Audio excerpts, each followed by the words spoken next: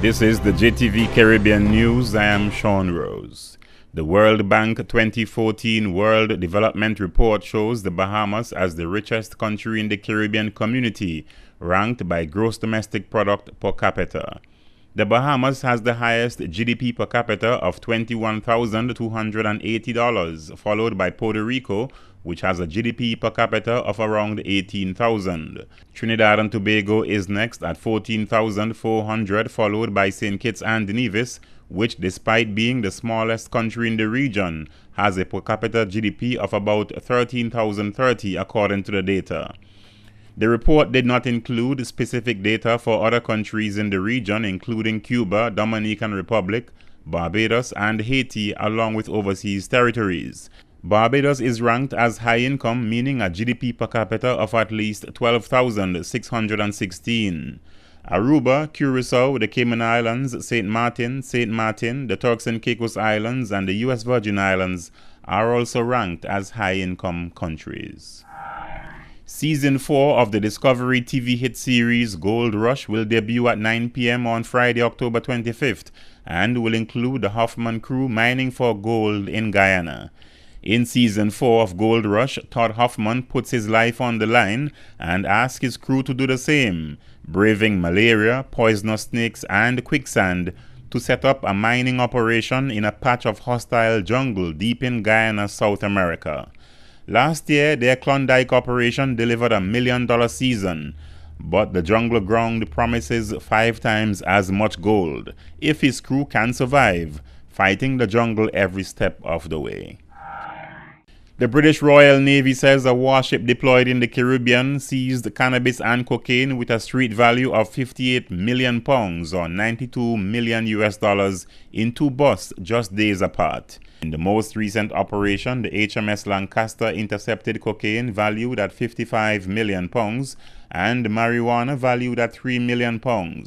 One bust took place in the middle of a thunderstorm, while the second saw Lancaster's Royal Marines sniper shoot out the engine of a speedboat. The Navy said Lancaster's double whammy is the 5th and 6th bust in a couple of months, bringing her total tally to over £160 million. The cocaine seizure began when the frigate responded to a call from a Canadian tanker, which spotted a speedboat dashing across the Western Caribbean.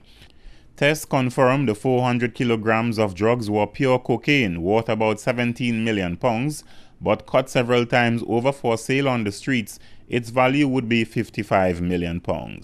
Commander Steve Morehouse, HMS Lancaster's commanding officer, said the level of cooperation that exists between units and the nations working with the Joint Interagency Task Force is second to none, and hopefully this bust will make those who choose to smuggle narcotics in the region think twice.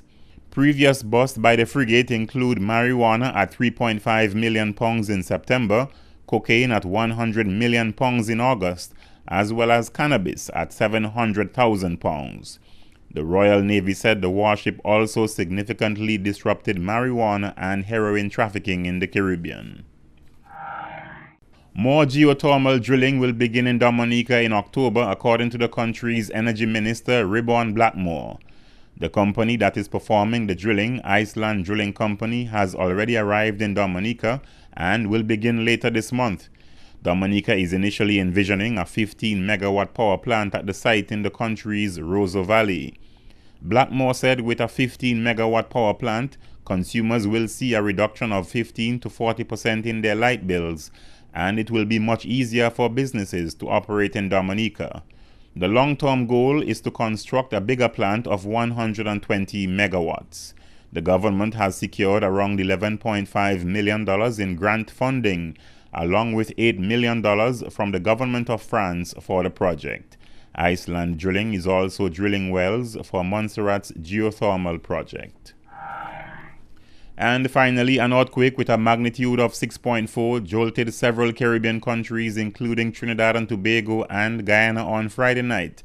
The Trinidad-based seismic unit of the University of the West Indies confirmed on Saturday, October 12. It said the quake, which was felt in Grenada and St. Vincent and the Grenadines, occurred at 10:10 p.m. and was located north of the Paria Peninsula in Trinidad. The tremor was also felt in various parts in Guyana. According to Caribbean 360, there were no immediate reports of damage or death caused by the quake. Media reports in Trinidad made reference to electricity power cuts but no serious damage or injuries. The quake is the most powerful felt in Trinidad and Tobago since 1997, when an earthquake with a magnitude of 6.1 struck the Twin Island Republic, causing damage in the sister isle of Tobago. For the JTV Caribbean News, Sean Rose. And coming up next on JTV News, the Premier announces numerous and diversified initiatives to boost tourism. Dr. Pickering apologizes for not implementing the Labor Dispute Tribunal, but assured work is ongoing. And the HLSCC provides leadership training to secondary students.